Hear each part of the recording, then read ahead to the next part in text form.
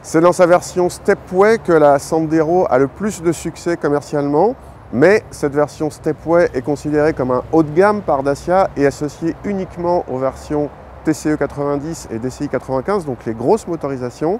Depuis 2018, Dacia propose une version Urban Stepway qui, elle, est réservée à la petite motorisation SCE 75. Alors, au programme, toute la panoplie de la Stepway extérieurement, y compris la garde au sol rehaussée de 41 mm, les sabots de protection, la calandre chromée, etc., etc.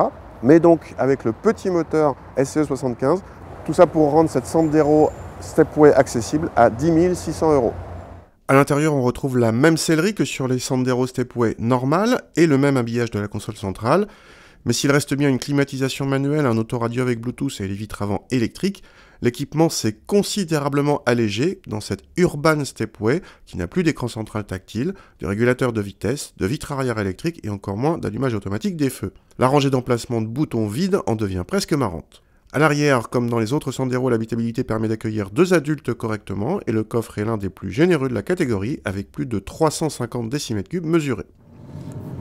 Cette Sandero SCE 75 utilise un 3 cylindres essence sans turbo, ce qui veut dire pas beaucoup de couple, moins de 100 Nm de couple et surtout disponible assez haut, à plus de 3000 tours.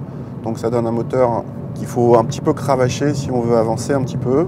Le problème c'est qu'on est dans une Sandero, donc il n'y a pas beaucoup d'insonorisation et si on monte dans les tours dans cette Sandero, eh ben, ça fait beaucoup de bruit.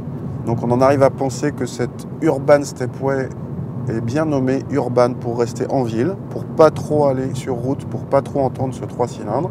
Sinon c'est une Sandero Stepway comme les autres, à savoir plutôt agréable en confort de suspension, mais absolument pas dynamique. Il y a beaucoup de mouvements de caisse, le train avant manque de précision, mais d'un autre côté la voiture est très légère, donc on n'a quand même pas peur des petites routes. Non, vraiment, il vaut mieux rester en ville. Dommage quand même qu'il n'y ait pas de radar de recul, ou encore moins de caméra de recul sur cette voiture, où il n'y a quand même pas grand chose en équipement, mais sans ça en ville on est bien avec une voiture qui braque bien et pas trop grande, qui va se garer facilement. Côté consommation, cette Sandero est dans la moyenne de la catégorie, sauf sur autoroute où elle se montre plus gloutonne. Cette petite motorisation est à la peine à haute vitesse et vous aurez à rétrograder de temps en temps pour rester à 130 km/h. En tarif, ce modèle permet donc d'avoir le look extérieur de la Sandero Stepway pour 10 600 €. Une vraie Stepway coûte au minimum 2200 € de plus, mais avec plus d'équipement et un moteur de 90 chevaux bien plus performant. Si vous vous fichez des équipements et du look, la Sandero de base démarre toujours en dessous des 8000 €. C'est elle la plus intéressante.